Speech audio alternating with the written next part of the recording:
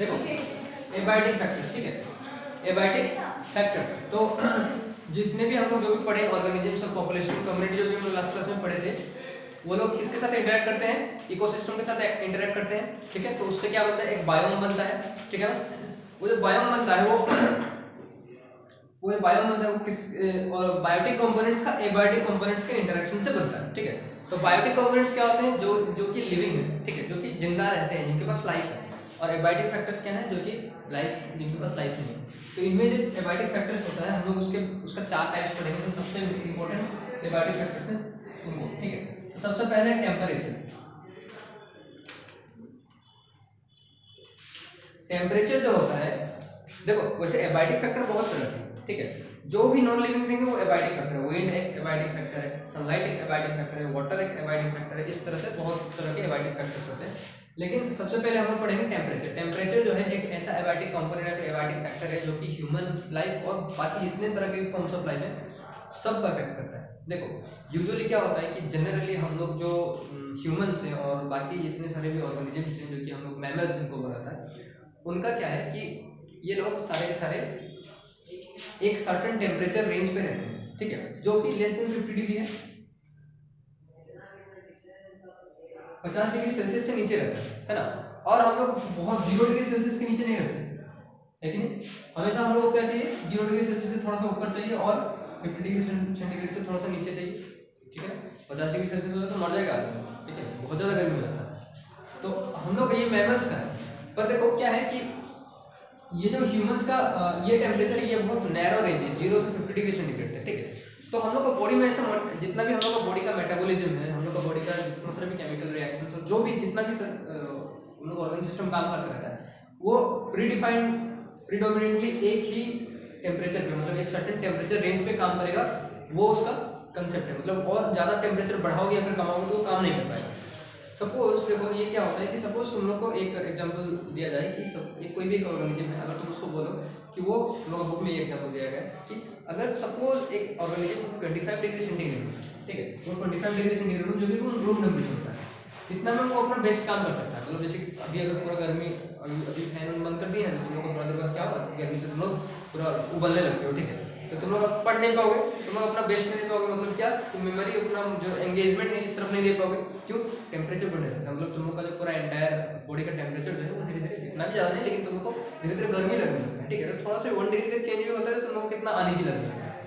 तो इस तरह से ह्यूमंस का क्या हुआ है कि एक सर्टेन टेम्परेचर रेंज पे वो सही तरह से काम कर सकता है।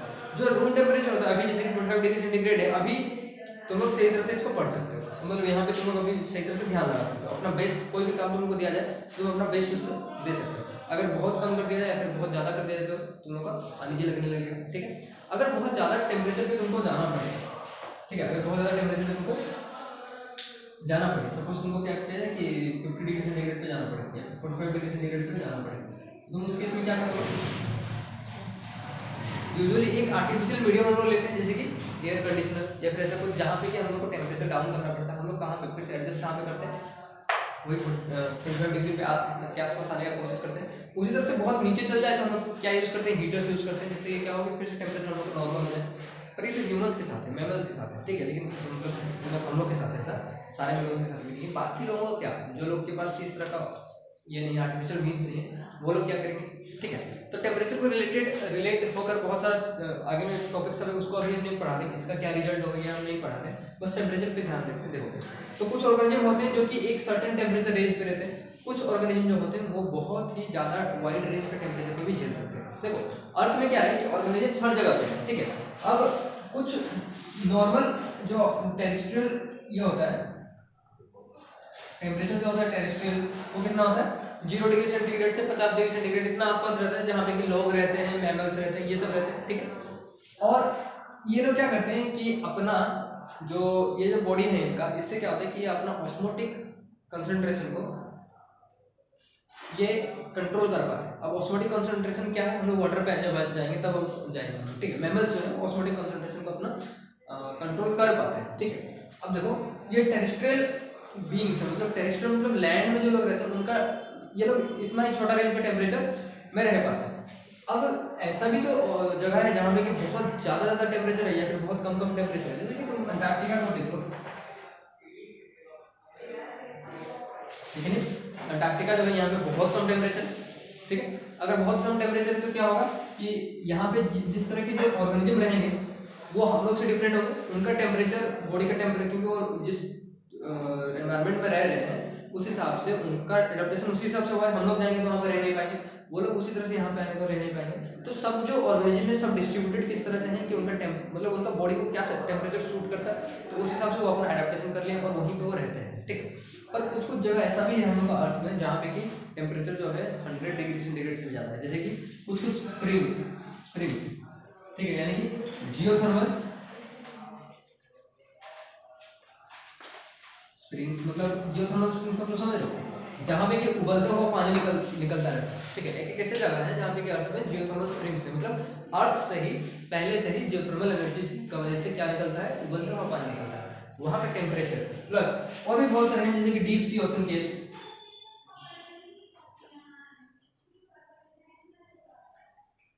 बहुत सारा ऐसा पैसिफिक ओशन और अटलांटिक ओशन में ऐसा बहुत सारा ओशन केव्स है, डीप ओशन केव्स, ठीक है, जहाँ पे कि तुम्हारा ऐसा ऐसा अंदर में वो ऐसा फॉर्मेशन हो गया है, केव जैसा फॉर्मेशन हो गया जहाँ पे कि टेम्परेचर ट्रैप होकर जाता है हीट, वहाँ पे जो तुम्हारा टेम्परेचर है वो बहुत 100 डिग्री से ज़्यादा बढ़ जाता है, तो वो ग्रेटर देन कितना हो जाता है, 100 डिग्री के आसपास पहुँच जाता है, ठीक है।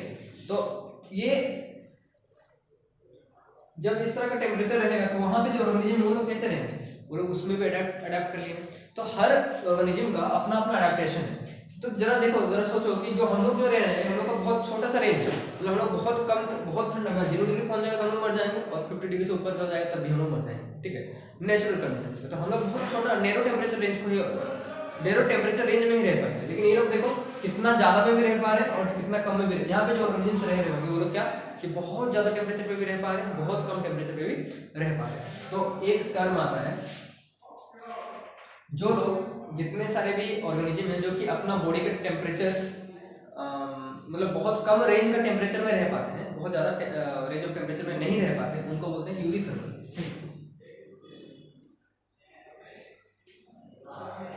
इनको क्या कहा जाता है, यूरिथर्मल, मतलब ये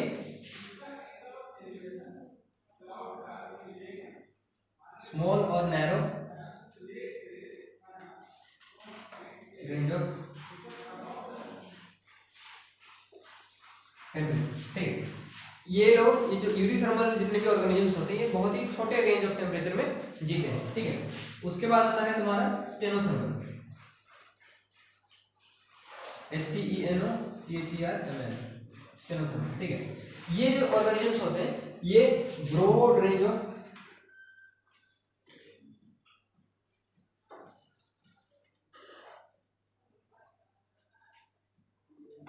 टेम्परेचर में ये रह पाते हैं, मतलब इनका टेम्परेचर सपोज कोई ऑर्गेनिज्म जो कि स्टेनोथर्मल ऑर्गेनिज्म है तो वो हो सकता है -48 डिग्री सेंटीग्रेड में भी रह जाए और 112 डिग्री सेंटीग्रेड में वो रह पाए, क्योंकि ये बहुत ब्रॉड टेम्परेचर में भी रह पाते हैं, ठीक है। मतलब इनका बॉडी जो है ऐसे अडेप्टेड है कि बहुत ज़्यादा टेम्परेचर हो या फिर बहुत कम टेम्परेचर हो और इन दोनों के बीच में कहीं भी टेम्परेचर हो तभी ये लोग रह पाते हैं, लेकिन ह्यूमंस ऐसा कर पाएंगे क्या, नहीं। तो ह्यूमंस क्या है, यूरिथर्मल है।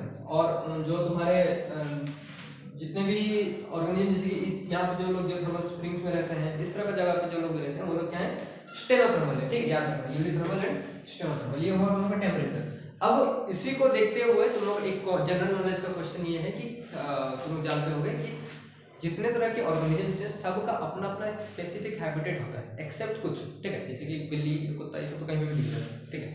लेकिन क्या है कि कुछ ऑर्गेनिजम्स होते हैं जैसे कि स्नो लेपर्ड, ठीक है, वो यूजुअली तुमको यूरोपियन कंट्रीज जैसे कि जर्मनी, कनाडा, ये सब कंट्रीज में तुमको नहीं मिलेगा, ठीक है। क्यों, क्योंकि वो एनवायरनमेंट उसके लिए सूटेबल नहीं है, ठीक है। स्नो लेपर्ड जो होता है वो वहाँ पे नहीं दिखता, ठीक है। और भी ऐसे बहुत सारे हैं, जैसे कि हम लोग जो टूना फिश है यूजुअली ये तुमको इंडिया में दिख जाता है और ट्रॉपिकल कंट्रीज में तुमको नहीं दिख रहा, ठीक है। क्यों, क्योंकि ये सब जितने सारे ऑर्गेनिजम्स है इनका जो एनवायरनमेंट है वो यहाँ पे सूटेबल है, बाकी जगह पे वो शूट नहीं करता उसको, ठीक है। तो ये हो गया टेम्परेचर, लिखो इसको यूरिथर्मल और स्टेनोथर्मल, ठीक है। अब वाटर के बारे में क्या ही बोला जाए, वाटर जो होता है वो बहुत ही इंपॉर्टेंट एबायोटिक कंपोनेंट, उसके बिना तो लाइफ पॉसिबल ही नहीं, एग्जिस्ट नहीं कर सकता। और मतलब दुनिया में, ग्लोब में हम लोग का जो पूरा एंटायर ऑर्गेनिजम्स है उनके ये जो वाटर में रहते हैं उनके लिए पूरा एक अलग से बायोस्फीयर को अलग से डिवाइड कर दिया है, क्या बोला था उसको, हाइड्रोस्फीयर, ठीक है। तो हाइड्रोस्फीयर अलग ही है वाटर के लिए। अब वाटर जो है बस हाइड्रोस्फीयर वाला जीव को जरूरत नहीं होता, हम लोग को भी जरूरत होता है, पर वाटर यहाँ पे एक्वाटिक कंपोनेंट जो है वो मतलब ऑर्गेनिजम्स को या फिर पॉपुलेशन को किस तरह से इफेक्ट करता है, डिपेंड करता है कि वाटर जो है कितना अमाउंट में अवेलेबल है और किस तरह का वाटर जो है वो अवेलेबल है। ठीक है, किस तरह का मतलब होता है क्वालिटी ऑफ वाटर। तो क्वालिटी ऑफ वाटर जब हम लोग बात करते हैं,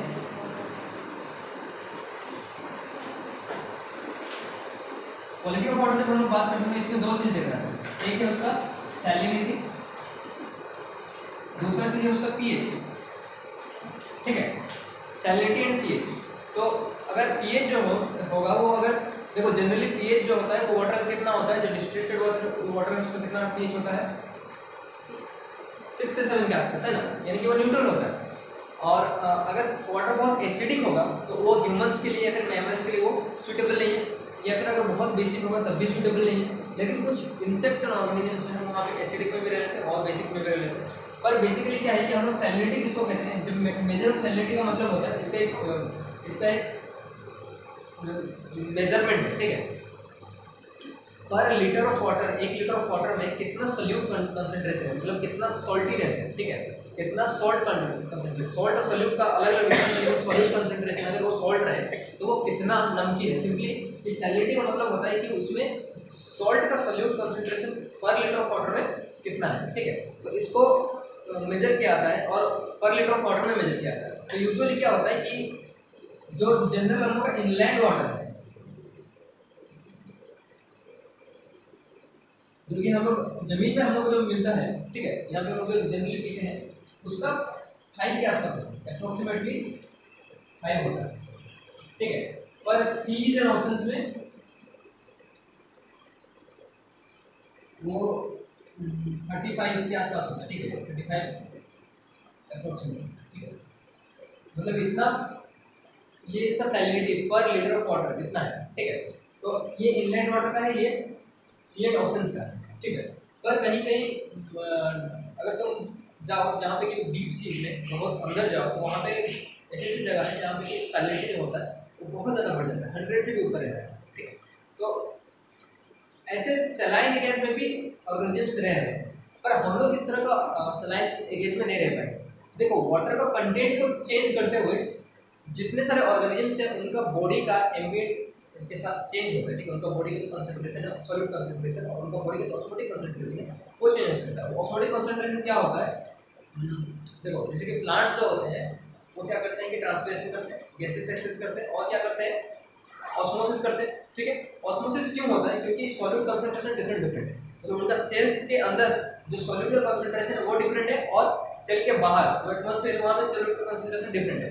तो हमेशा जो वाटर होता है वो क्या करता है कि लो कंसंट्रेशन से हाई कंसंट्रेशन में जाएगा, जिसका सॉल्यूट कंसंट्रेशन जहाँ पे लो होगा वहाँ से कहाँ तक जाएगा, हाई कंसंट्रेशन में। और दूसरा चीज ये बोल सकते हो क्या कि जहाँ पे वाटर का हाई कंसंट्रेशन से वो कहाँ तक जाएगा, वाटर का लो कंसंट्रेशन तक। वाटर का लो कंसंट्रेशन कहाँ पर होता है, जहाँ पे सॉल्यूट कंसंट्रेशन ज़्यादा हो। ठीक है, तो इस ये जो ऑस्मोटिक कंसंट्रेशन है इसी चीज के ऊपर डिपेंड करता है कि वाटर अंदर जाएगा कि आएगा। लिक्विड जितने तरह के उसके सराउंडिंग में है, गैसेस जितने तरह के उसके सराउंडिंग में, ये सब डिपेंड किस चीज के ऊपर करते हैं, सॉल्यूट कंसंट्रेशन के ऊपर डिपेंड करते हैं। मतलब उस ऑर्गेनिज्म का सॉल्यूट कंसंट्रेशन, इसको हम लोग ऑस्मोटिक कंसंट्रेशन भी कहते हैं। ठीक है, ये जो ऑस्मोटिक कंसंट्रेशन ये डिपेंड और फिर फर्दर ही किस चीज के ऊपर डिपेंड करता है कि उसका सराउंडिंग, उसका एनवायरनमेंट जो है वो किस तरह का है। अगर वो बहुत ज्यादा सलाइन है, मतलब बहुत ज्यादा उसमें सॉल्टीनेस है, तो वो नहीं बच पाएगा। जैसे हम लोग की इनलैंड वाटर जो 5 जिसका कि सैलिनिटी 5 के अप्रोक्सीमेटली होता है, इससे ज़्यादा 10 तक भी तुमको मिल जाए तो तुमको पी नहीं पाओगे और एंटायर डिहाइड्रेशन हो जाएगा बॉडी। ठीक है, क्योंकि सलाइन वाटर में हम लोग नहीं रह सकते। ठीक है, उसी तरह से सी और ओशंस में जितने सारे फिशेस हैं जो कि सी और ओशन में रहते हैं वो सब जितने हैं सलाइन वाटर के फिश हैं। ठीक है, उसको लेके तुम अगर यहाँ पे रखोगे, यहाँ पे इनलैंड नदी में, मतलब नहीं रह पाएंगे, मर जाएंगे। उसी तरह से यहाँ नदी का जितना सारा फिशेस उसको लेकर तुम अगर सी में रख देते हो तो मर जाएंगे। तो ठीक है, बड़ा दिल करके मत लेके जाना, हम मछली पकड़ेंगे और देखे समुद्र में छोड़ देंगे, समुद्र में मछली नहीं मार पाएगा, फिर जाकर मत छोड़ देंगे, वो मर जाएंगे। क्यों, जनरली यही होता है कि वो उनका जो फिश होता है उसका जो बॉडी है वो बॉडी उसका सेल्स इस तरह से ही डिजाइन है कि वो एक सर्टेन रेंज में उसका सैलिनिटी का एक सर्टेन रेंज में वो लोग जिंदा रहेंगे। अगर सैलिनिटी बहुत ज़्यादा हो गई या फिर बहुत कम हो गई तब वो लोग नहीं रह पाते। लेकिन कुछ ऑर्गेनिजम्स ऐसे हैं जो कि बहुत बड़े रेंज ऑफ सैलिनिटी पे रह पाते हैं। देखो जो सी ऑर्गेनिजम्स होते हैं, सी का सैलिनिटी जो होता है कहीं कहीं पे वेरी करता रहता है, ठीक है। कहीं कहीं पे नॉर्मली 35 होगा, कहीं कहीं पे अगर अंदर डीप केव्स में चले जाए तो वहाँ पे बहुत ज़्यादा सैलिनिटी हो जाता है, ठीक है। तो जो सैलिनिटी है वो वेरी करते रहता है, इसीलिए क्या होता है कि उन ऑर्गेनिजम्स को एडेप्टेबल होना चाहिए कि अलग अलग डिफरेंट डिफरेंट तरह का एनवायरनमेंट अलग अलग सैलिनिटी पे रह पाए, ठीक है। तो कुछ ऑर्गेनिजम्स ऐसे होते हैं जो कि एक नैरो स्पेक्ट्रम ऑफ सैलिनिटी पे रह पाते हैं। क्या? नैरो स्पेक्ट्रम ऑफ,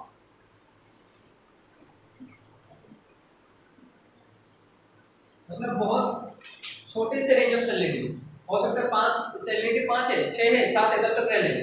8 होने लगेगा मरने लगेंगे, 10 होने लगेगा मरने लगेंगे, ठीक है। तो बहुत छोटे से स्पेक्ट्रम में वो लोग रह पाते हैं, तो उसको हम लोग क्या कहते हैं? यूरी हेलिन, ठीक है। जैसे वहां पे क्या था, इससे पहले क्या था? Yuri herbal. उसी तरह से यहाँ पे क्या होगा? यूरी हेलिन। और जो लोग एक ब्रॉड स्पेक्ट्रम में रह पाते हैं ऑफ सैलिनिटी में रह पाते हैं, उसको कहते हैं हम लोग स्टेनोहेलिन, ठीक है। Euryhaline and stenohaline. तो जो भी ऑर्गेनिज्म जो कि बहुत बड़े स्पेक्ट्रम, मतलब हो सकता है वो 35 में भी रह पाए, 35 से लेकर 50 में भी रह पाए, 80 में भी रह पाए, तो क्या होगा? उनको क्या कहा जाएगा? स्टेनोहेलिन कहा जाएगा, ठीक है।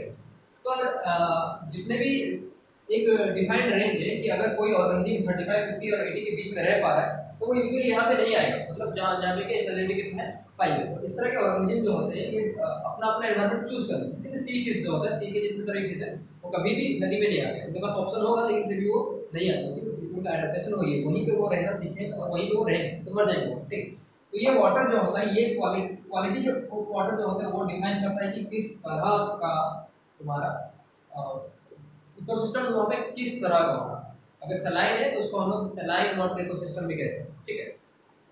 और ये और एक और चीज के ऊपर भी ये करता है कि यहाँ पे जो फ्लोरा हो, मतलब जो ऑर्गेनिज्म पैदा होंगे वो किस तरह के ऑर्गेनिज्म पैदा होंगे। जैसे कि यहाँ पे सलाइन वाटर रहता है, या फिर सपोज वहाँ पे मिट्टी जो है वो सलाइन वाटर को टच कर रहा है, तो वहाँ पे नॉर्मल प्लांट्स है वो उग नहीं पाते हैं, ठीक है। क्यों? क्योंकि वहाँ पे सलाइन वाटर के जो प्लांट है वो लोग उगेंगे वहाँ पे।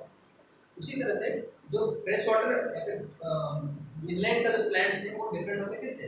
सलाइन वाटर के अंदर एक्वाटिक प्लांट्स है, ठीक है। क्योंकि एक्वाटिक प्लांट्स का सलाइन में रह पाएंगे, वो लोग बाहर नहीं रह पाएंगे, ठीक है। जैसे कोरल रीफ सब होता है, ठीक है। देखो इसको,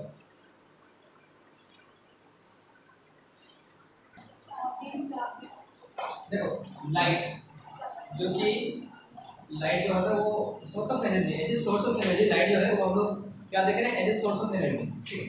लाइट मतलब सन है। लाइट जो है हर एक ऑर्गेनिज्म को जरूरत पड़ता है, जो कि इनलैंड मतलब टेरेस्ट्रियल ऑर्गेनिज्म जो होते हैं तो सबको लाइट का जरूरत पड़ता है। उनमें से कुछ ऑर्गेनिज्म है जो कि सनलाइट की वजह से नहीं रह पाते हैं, जैसे मच्छर, ठीक है। लेकिन मेजॉरिटी ऑफ ऑर्गेनिज्म जो इंग्लैंड रहते हैं उनको लाइट का जरूरत पड़ता है, ठीक है।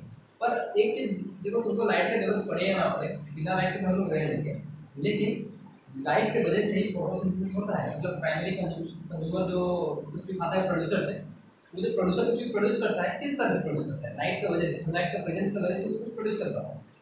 तो लाइट जो है बहुत इंपॉर्टेंट चीज है हम लोग के लिए, ठीक है। तो बेसिकली अगर हम लोग बस प्लांट के बारे में पढ़ें लाइट्स को तो काफी है। क्यों? प्लांट्स नहीं होते तो हम लोग भी नहीं होते। अगर प्लांट्स अपना फोटोसिंथेसिस कर पाएंगे तभी जाके तो कुछ भी चीज प्रोड्यूस होगा, क्योंकि प्लांट्स तो प्राइमरी प्रोड्यूसर होते हैं। उनको कोई कंज्यूम करेगा, फिर हम लोग उनको कंज्यूम करेंगे, तभी जाके तो लाइफ से जो तो सिस्टम में पॉसिबल है, या फिर लाइफ जो है अर्थ में पॉसिबल है, ठीक है। तो ये जो लाइट है, लाइट जो होता है वो बहुत इंपॉर्टेंट होता है। अब देखो लाइट जो है अलग अलग पूरे अर्थ में लाइट जो है अनइवन डिस्ट्रीब्यूशन, मतलब उसका डिस्ट्रीब्यूशन जो होता है वो अनइवन होता है। अनइवन का मतलब होता है कि हर जगह पे एक जैसा नहीं होता, ठीक है। कहीं कहीं पे लाइट जो है बहुत ज़्यादा मिलता है, कहीं कहीं पे लाइट जो है बहुत कम मिलता है, ठीक है। अब देखो कहीं कहीं पे क्या होता है कि लाइट अपने जो लाइट जो है बीट के साथ ही आता है, तो कहीं कहीं पे क्या होता है जो इक्वेटोरियल रीजन सभी वहाँ पे हीट बहुत ज़्यादा है, ठीक है। तो वहाँ पे लोगों का जो स्किन कलर है वो डिफरेंट हो जाता है, ठीक है। उसी तरह से जो पोलर रीजन में रहते हैं उनको हीट बहुत कम मिलता है और लाइट भी बहुत कम मिलता है, उनका दिन छोटा होता है। तो उससे क्या होता है कि वहाँ पे एडेप्टेशन उसी तरह से किया गया है कि ठंडे कंडीशन और कम हीट में वो लोग बच पाए, ठीक है। तो लाइट जो है बहुत इंपॉर्टेंट है। और सबसे इंपॉर्टेंट चीज़ क्या है कि प्लांट्स जो होते हैं इससे फोटोसिंथेसिस करते हैं,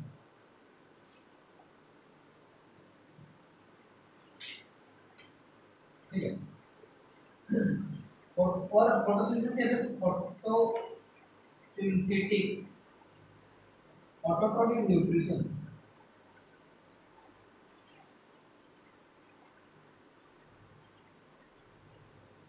फोटोसिंथेटिक ऑटोट्रॉपिक न्यूट्रिशन वाले जितने सारे ऑर्गेनिज्म हैं सारे के सारे किसको यूज करते हैं, लाइट को यूज करते हैं। ठीक है, सनलाइट यूज, तो सनलाइट जो है वो major source of source of energy है अर्थ का। ठीक है, अब देखो ऐसे भी ऑर्गेनिज्म है जिनके पास सनलाइट पहुंचता ही नहीं है। ठीक है, सपोज, अच्छा उस पे जाने से पहले ये देखो एक और चीज है लाइट का यूज, एक और चीज है प्लांट्स में, वो क्या है, फोटो पीरियड। क्या होता है फोटो पीरियड, फोटो पीरियड क्या होता है,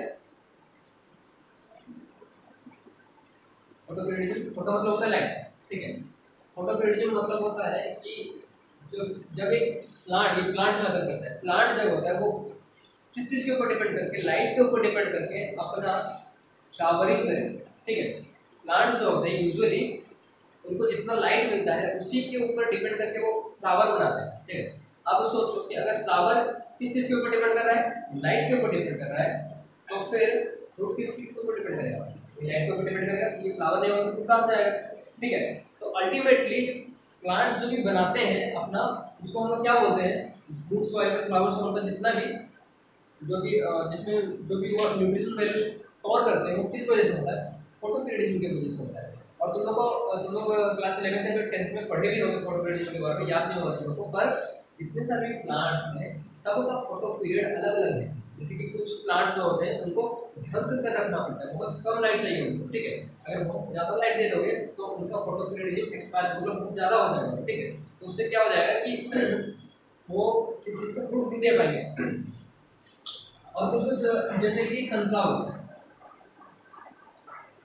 ये लोग तो पूरा एंटायरली किससे एक्वाइंटेड है, लाइट से एक्वाइंटेड है। मतलब ये क्या करते हैं कि लाइट को बहुत ज़्यादा चाहिए, तो ये इसी उसी हिसाब से कितना दिन में, फोटो पीरियड का मतलब होता है कि कितना दिन तक इनको इतना कांस्टेंट लाइट मिलेगा तब जाके सफिशिएंट लाइट मिलेगा तभी जाके ये क्या देंगे, फ्रूट्स देंगे। ठीक है, मतलब अपना हार्वेस्ट देंगे।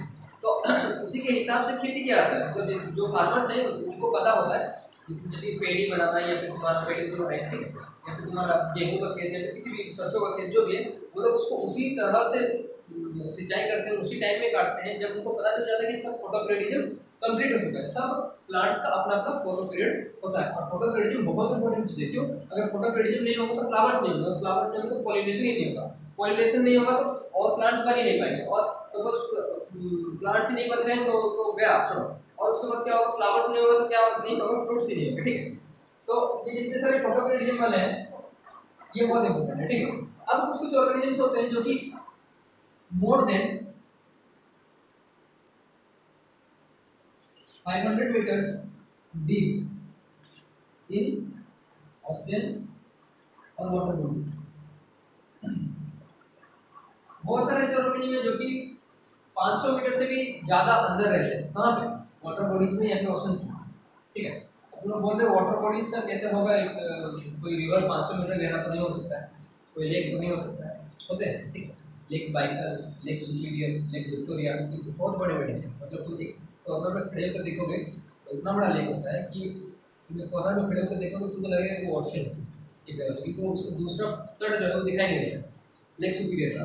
ठीक है, वो उतना डीप भी है, अगर तुम उसके अंदर जाओगे तो वहाँ पे तुमको कोरल रीफ्स मिलेंगे, जैसे समुद्र में मिलते हैं, बहुत डीप होता है। ठीक है, तो ये जो इतने अंदर में जब जनरली क्या होता है, सलाइन वाटर का ऐसे भी डेंस होता है, नॉर्मल वाटर से सलाइन वाटर ऐसे भी डेंस होता है। तो नॉर्मल वाटर में तो पानी जो है तो थोड़ा सा अंदर चल भी जाता है, सलाइन वाटर में ज़्यादा अंदर नहीं जा पाएगा। 100 मीटर के अंदर तो अंधेरा ही अंधेरा होता है, क्योंकि जो 500 मीटर और 600 मीटर के अंदर तो बिल्कुल थोड़ा सा भी रोशनी नहीं पहुंच पाता होगा। तो वहाँ पे क्या होता होगा, एनर्जी कहाँ से आता होगा, वहाँ पे एक चीज होता है, वहाँ पे जितने सारे ऑर्गेनिज्म रहते हैं वो लोग केमोसिंथेटिक ऑर्गेनिज्म करते हैं। ठीक है, केमोसिंथेटिक ऑटोट्रोफिक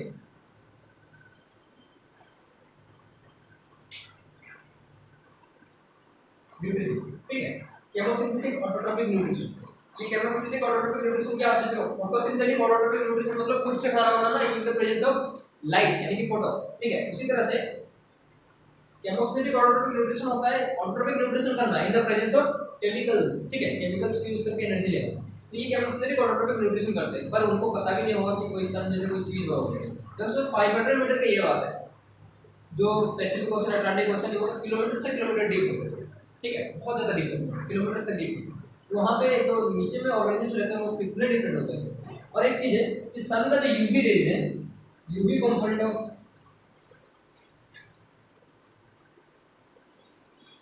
सनलाइट,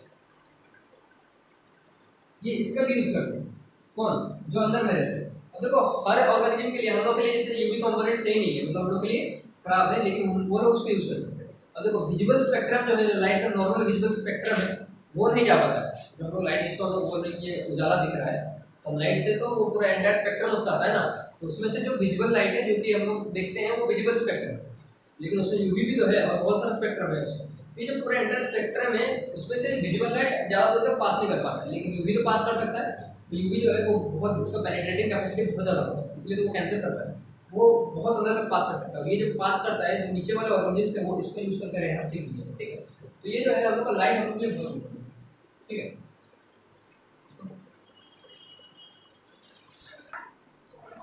सॉइल भी एक तरह का बहुत ही इंपॉर्टेंट एबायोटिक फैक्टर है हम लोगों के लिए, ठीक है। सॉइल जो है वो इनलैंड टेरेस्ट्रियल ऑर्गेनिजम्स के लिए बहुत इंपॉर्टेंट होता है। क्यों? ये एक तो ये हम लोग जिस तरह का सॉइल में रहते हैं, हम लोग का कंडीशन उस तरह का होता है।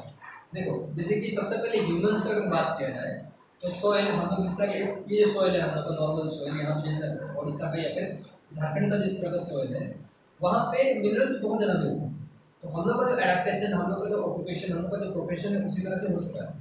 यहाँ पे खेती किस तरह से होता है, यहाँ का, यहाँ के लोगों का प्राइमरीली क्या इनकम है, क्या ऑक्यूपेशन का सोर्स है, ये किस चीज़ के ऊपर डिपेंड करता है, बहुत अमाउंट में इस सॉइल के ऊपर डिपेंड करता है। सपोज ये जो सॉइल होता है बहुत सॉल्टी होता है, ठीक है, तो यहाँ पे धान और ये सब नहीं उगता, लेकिन नारियल का पेड़ बहुत अच्छा सा होता है, नारियल का पेड़ जो बहुत अच्छा होता है। क्यों? नारियल का पेड़ जो है सॉल्टी एनवायरमेंट में अच्छा सा होता है, ठीक है। तो यहाँ पे लोग जो खेती कर रहे हैं, जो लोग देखते हो यहाँ पे खेत करके अपना घर में जाके मार्केट में बेचते हैं, वो लोग क्या करते हैं, नारियल का पेड़ लगाते हैं और नारियल निकाल निकाल के बेचते हैं। नारियल का मतलब जो आज नारियल 20 रुपये में मिलता है, वो नारियल को क्या करते हैं कि उससे नारियल को पानी बेचते हैं, ठीक है।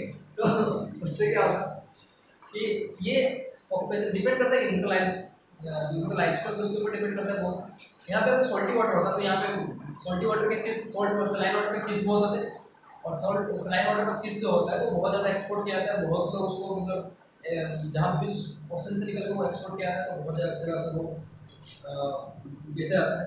तो लोग क्या करते हैं, उनका प्राइमरी ऑक्यूपेशन वही होता है, ठीक है। तो यहाँ पे लोग इतने सारे मछली पकड़ते घूमते हैं, ठीक है। सबका अपना अपना डिपेंड करता है कि तुम्हारा तुम जिस जगह पे रह रहे हो उसका सॉल्ट टाइप क्या है।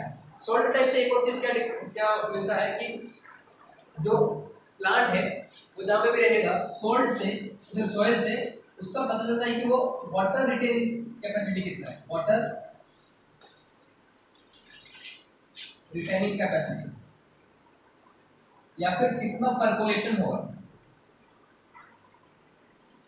वाटर रिटेनिंग कैपेसिटी का मतलब होता है कि वो कितना पानी होल्ड करके रख पाता है। जैसे हम लोग पानी डालते हैं मिट्टी में, तो उसमें मिट्टी तुरंत अब्जॉर्व कर लेती है, और कुछ मिट्टी जो है वो उसको थोड़ा देर में अब्जॉर्व करता है, लेकिन उसको पकड़ के रखता है, ठीक है। तो ऐसा है कि वाटर रिटेन करना, मतलब उसके अंदर रखना, उसको बोलते हैं वाटर रिटेनिंग करना, ठीक है। तो परकोलेशन और वाटर रिटेनिंग में डिफरेंस ये है कि परकोलेट करना मतलब कितना अंदर जल्दी घुस जाए, ठीक है, लेकिन रिटेन का मतलब होता है कि घुस तो गया, कि वो पकड़ के रखा हुआ है उसको, तब उसको हम लोग बोलेंगे वाटर रिटेनिंग। जैसे कि बालू, उसमें परकोलेट बहुत जल्दी कर जाएगा, मतलब अंदर बहुत जल्दी घुस जाएगा, ठीक है, डालते ही घुस जाता है, लेकिन उसको वाटर रिटेनिंग कैपेसिटी नहीं, मतलब वहाँ पे वो वाटर रिटेन नहीं रहता है, वाटर छोड़ देता है, वो तुरंत वाटर को छोड़ देता है, ठीक है। सपोज तुम क्या कर रहे हो कि एक लेयर यहाँ पे बालू का रखो, ठीक है, और नीचे में पूरा क्या रहना चाहिए, पूरा मतलब थोड़ा सा उसका बालू रखो यहाँ पे, और नीचे में रहना चाहिए कुछ भी नहीं रखो, पूरा मतलब एक प्लेट रख लो। क्या होगा कि तुम उसमें पानी डालोगे तो क्या होगा, पानी जो है वो नीचे चल जाएगा, बालू से क्रॉस करते हुए नीचे चल जाएगा। क्यों? क्योंकि बालू परकोलेट जल्दी कर लेता है, मतलब खींच जरूर लेता है, लेकिन वो छोड़ भी देता है नीचे, ठीक है। वो वाटर रिटेनिंग कैपेसिटी उसका नहीं है, वाटर वो रखता नहीं है। लेकिन अलग कोई मिट्टी रखो तो क्या होगा कि तुम उसमें पानी डालोगे तो नीचे उस मिट्टी के नीचे पानी नहीं जाएगा, ठीक है, क्यों? एब्जॉर्ब कर लेगा, ठीक है। इसको कहते हैं वाटर रिटेनिंग कैपेसिटी। जिसका जितना ज़्यादा वाटर रिटेनिंग कैपेसिटी होता है वो उतना बेटर प्लांट्स देगा, मतलब जो मेजर के प्लांट्स जो है वहाँ पे अच्छे उगेंगे, ठीक है। और यही तो रीजन होता है, जिस जिस एरिया का वाटर रिटेनिंग कैपेसिटी जितना अच्छा होता है वो उतना अच्छा उपजाऊ होता है। ठीक है, अब जैसे कि arid soil, types of soil में बात जाएंगे, पर ये जनरल नॉलेज का बात है। देखो कि जैसे कि बालू में क्या होता है, जितना भी सैंडी सॉइल होता है वहाँ पे उतना अच्छा से क्या नहीं होता है, प्लांट्स खेती नहीं होता है। लेकिन जहाँ पे वाटर रिटेनिंग अच्छा होता है, मतलब जहाँ पे भी अच्छा से वाटर रिटेन कर जाएगा वहाँ पे वो खेती अच्छा से होता है। और एक होता है जहाँ पे कि मडी सॉइल जिसको हम बोलते हैं, ठीक है, एक है मडी सॉइल। ठीक है, जो मडी सॉइल होता है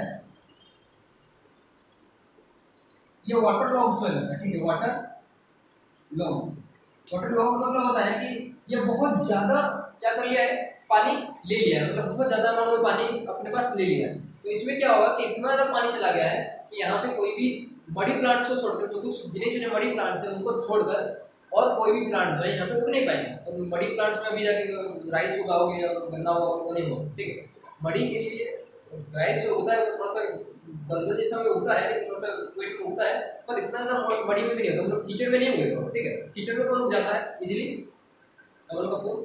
ठीक है, इस तरह के प्लांट्स जो है वो कीचड़ में जल्दी उग जाते हैं। ठीक है, तो ये वाटर लॉग सॉइल में हम लोग को नहीं चाहिए।